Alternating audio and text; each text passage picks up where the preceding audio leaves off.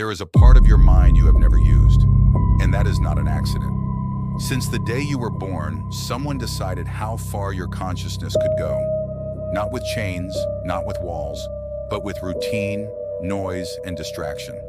Scientists discovered decades ago that the human brain operates most of the time in what researchers call an automatic mode.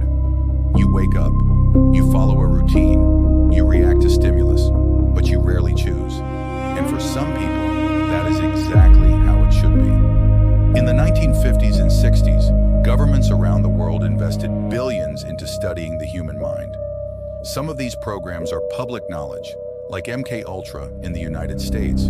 Declassified documents reveal mind control testing, chemical experimentation, psychological conditioning. What was revealed is terrifying, but the question no one asks is this: what was not revealed? Because every secret operation has a part that makes it into the newspapers, and a part that never makes it anywhere at all. Some independent researchers believe these experiments never stopped. They simply changed shape. They left the laboratories and entered your pocket. Think about the last time you went 10 minutes without looking at your phone. Hard to remember, isn't it? That is not a weakness in you. That was designed. Every perfect prison is one where the prisoner doesn't know they're locked in.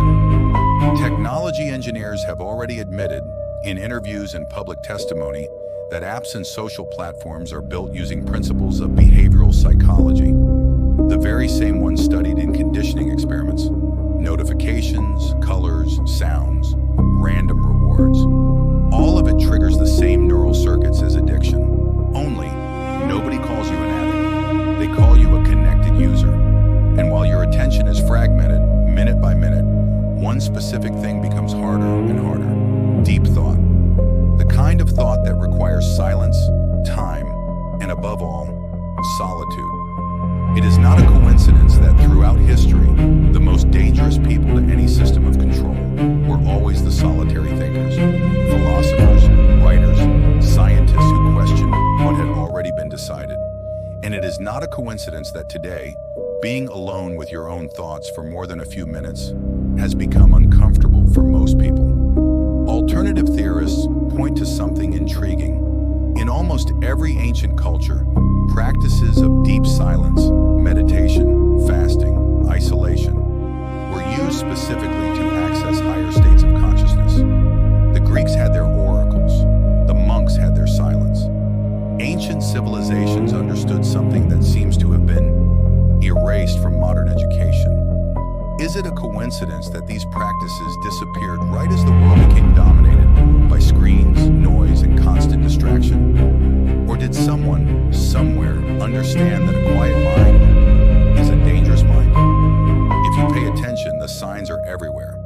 Why has mental exhaustion become a global epidemic, even among people who do no physical labor at all?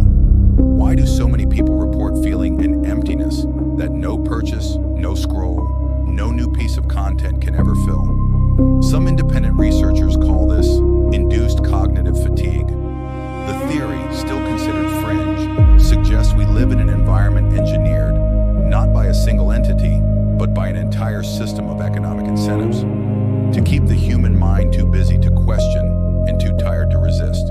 Think about it. Who benefits from a population that doesn't sleep well, that never stops to think, that reacts on impulse instead of reflection? We are not talking about a movie villain with a secret button. We are talking about something more subtle and far more disturbing. A system that doesn't need a central conspiracy because every single piece of it, on its own, profits from your distraction. Pharmaceutical companies profit from your anxiety. Social media profits from your insecurity. Entertainment profits from your boredom. Nobody needs to meet in a secret room to plan this. The system is already designed to sustain itself. And precisely because there is no single person to blame, it becomes almost impossible to fight. So what's left?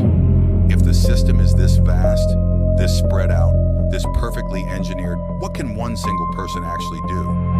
The answer, ironically, is the simplest thing in the world, and also the hardest. Stop. Not forever, just enough. A few minutes with no screen, no sound, no stimulation.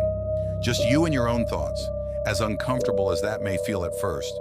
Because every structure of control throughout history has had one single weak point. It depends on your active participation. It needs you to keep looking at the screen, keep reacting, keep absorbed. The moment you stop, even for 5 minutes, you step outside the system. And it is exactly in that empty space, in that uncomfortable silence, that the mind goes back to doing the one thing it was actually built to do: think for itself.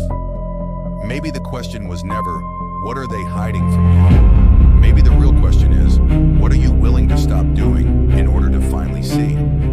The choice, word by word,